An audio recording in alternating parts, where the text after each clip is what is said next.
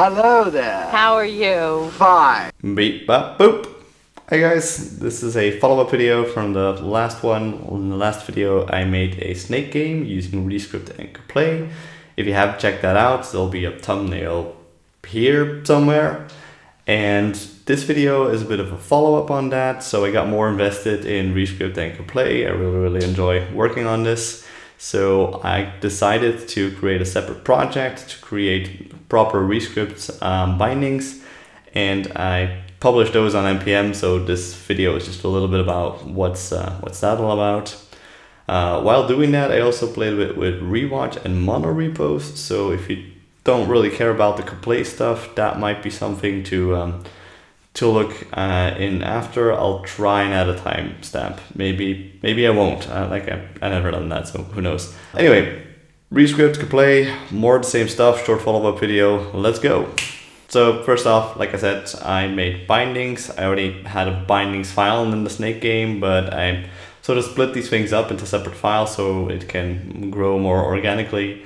And I have created a little documentation website. This is using Starlight from Astro. TLDR is that you can just now add the Kaplay bindings via the install. So there's an npm install, and then in your ReScript JSON, you just add the thing as well.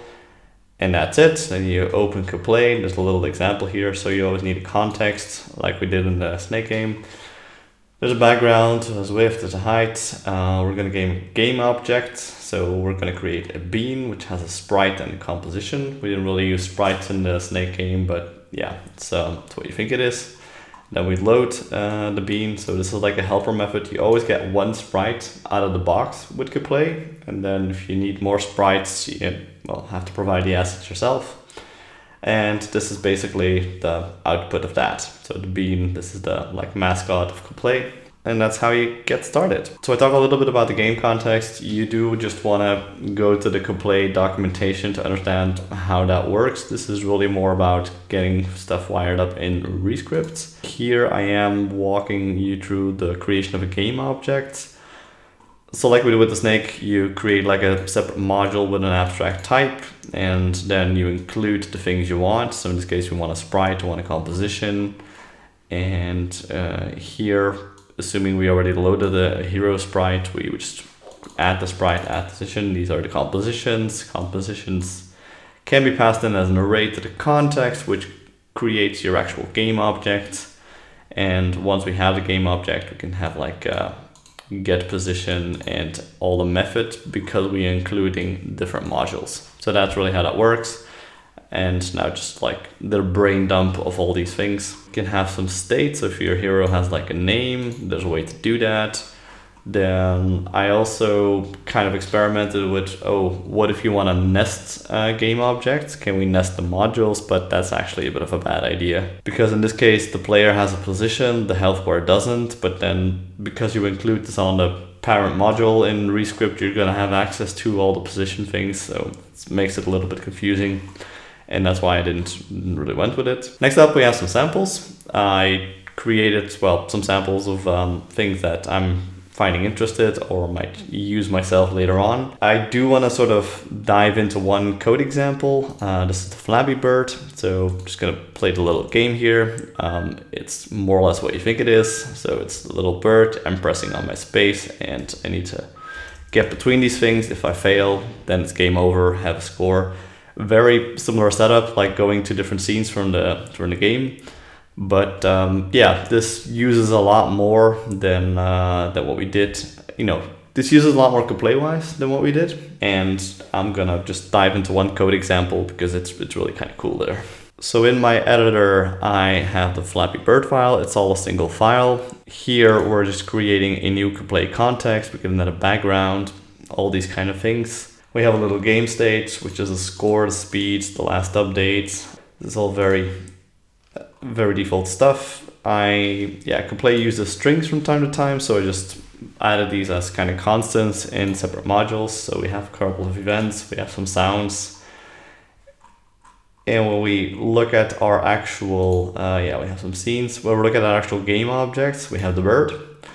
And the bird includes a lot more things from Kaplay this time. We have the raw game objects. You should typically, This is something that's always included, so you don't need to add an actual component for that. This is always part of what a game object is by default. Then there's position, there's the sprite, so you saw the bird sprite. The body is something you can use to enable gravity.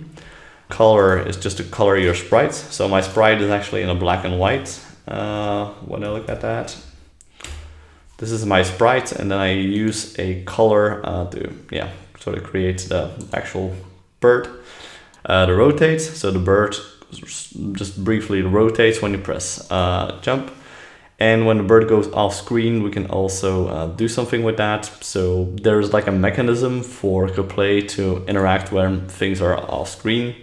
So we're not gonna dive too deep into all of this, but basically we're saying here, okay, we start at the center, we give it a sprite. Sprite has a name, so we're gonna load that sprite a little later on. Then we just say add body, and because add body is added, you're affected by gravity. Somewhere, I think in the game, yeah, so we're setting gravity, and because you're doing the add body, then it sort of hooks into gravity, so that's pretty nice.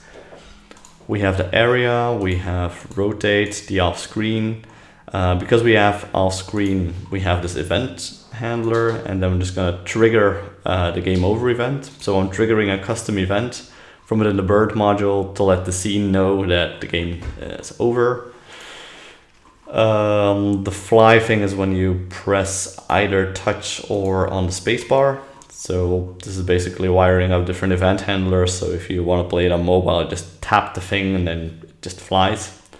And then here we're going to use a tween, and a tween is to like animate a certain value over time. So in this case, we're going to animate the angle of the bird, and we're going to do that like minus 15 degrees to 0.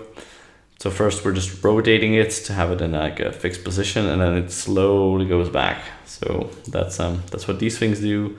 And then the jump, that's also because of the body. So body is like everything gravity, and because you have body, you have the jump as well.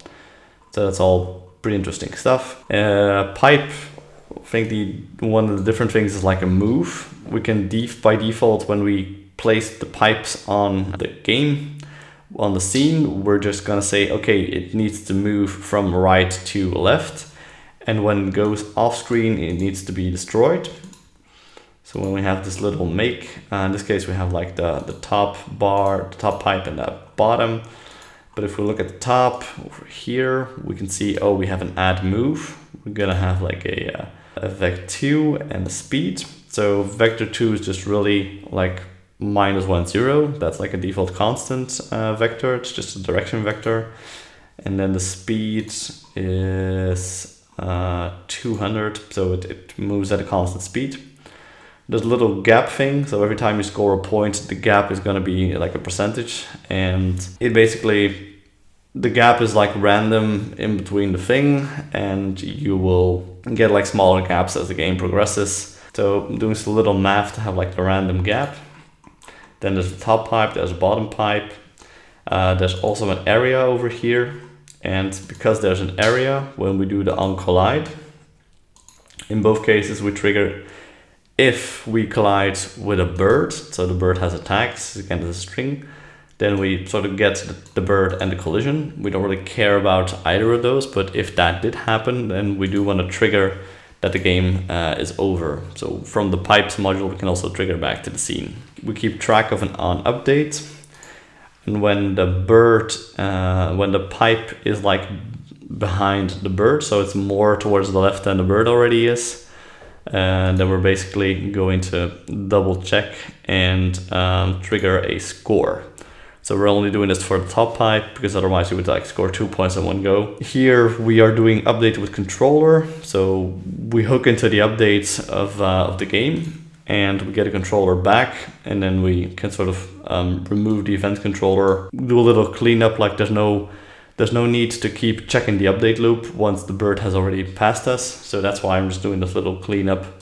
And in the bindings that I published on NPM, I did a lot of with controller. Like sometimes you just don't care about that. And instead of always having to pipe to ignore the defaults of like on update, on click, on hover is like always going to return unit, because that's just wiring up the event handler.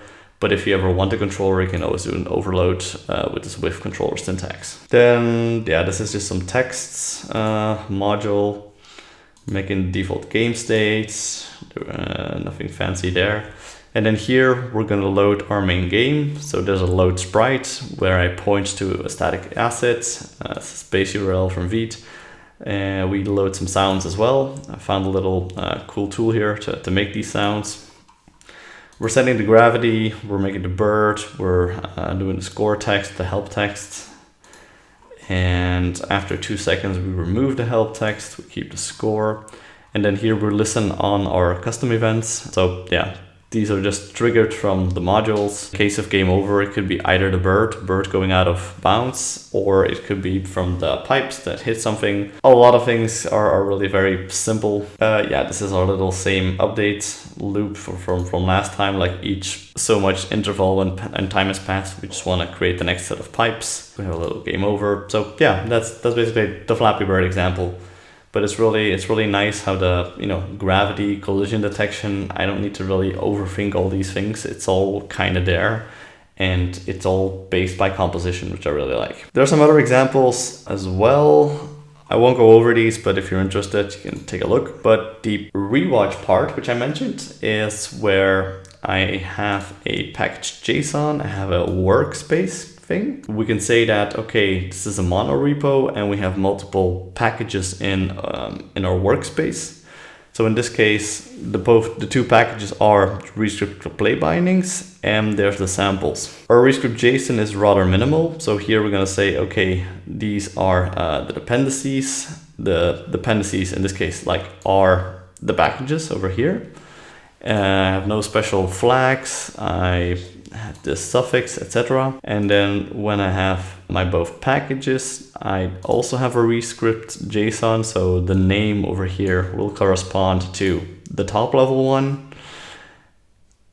And here I have some sources. And the great magic trick now is that I can do bunx rewatch, which is the new build system that sort of picks up your ReScript JSON and calls ReScript compiler. So this is most likely going to be the default in V12, or it's going to be very recommended. And the benefit of using Rewatch, so instead of bunx ReScript, I actually can't, because ReScript, the old system, doesn't know about mono repos and how these things work.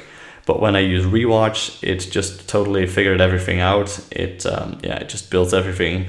And for very large projects, it does stuff in a more efficient way. So that's also something to really take into account. Like, you might want to compare both Rewatch and ReScript, and that really could be like a speed up there. But so there's no documentation at the time of recording about these things, but that will definitely follow. And the key thing is that you just, configure the basic stuff over here. You have two dependencies, which are your packages, that matches your name over here. If you used a Kaplay namespace, so that's also something that's interesting. Each module over here will be then prefixed with this Kaplay. So I have the Kaplay context. If I then open the Kaplay in like another project, I just have it.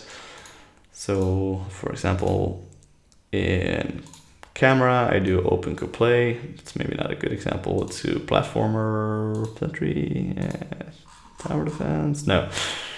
The point is, like, you open Kaplay and then, context and all the other things are just available. Like rect is available because of Kaplay, and that Kaplay is the namespace, etc. So that's something that's really interesting, and that did allow me to just like split up all these things into various modules. I have components over here. I have my little samples. The documentation side is also just here. Documentation side also does something kind of cool. When we look at a, let's say a source file, let's take this context again, take the path. What you can do today in ReScript, when you install it, you also have ReScript tools. So if I load that, I can see there's a doc tool. I open this ReScript tools doc and then a path.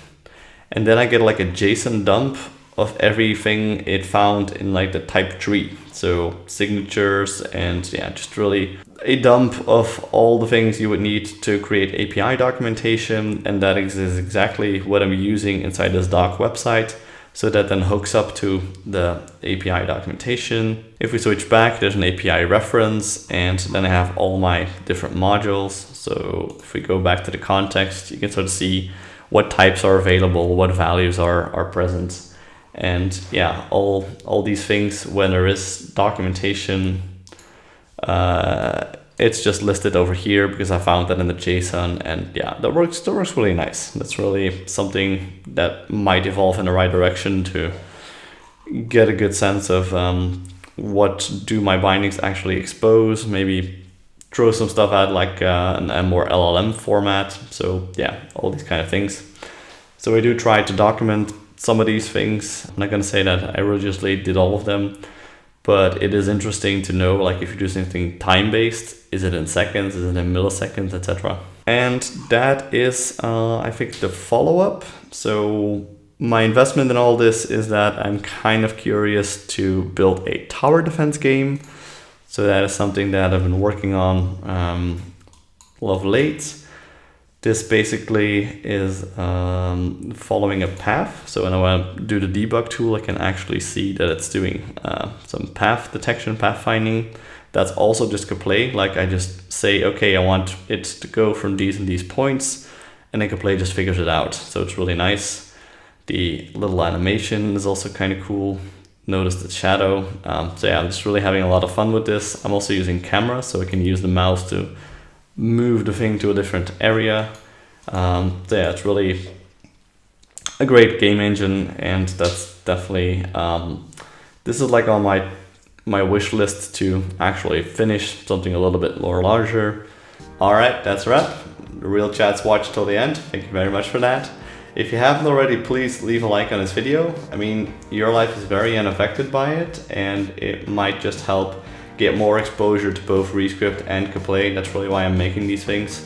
I'm really passionate about both projects. This is very cool stuff, and just hope that it pops up in other people's suggestions. So yeah, do leave that like. And that will be all for today. Until we meet again.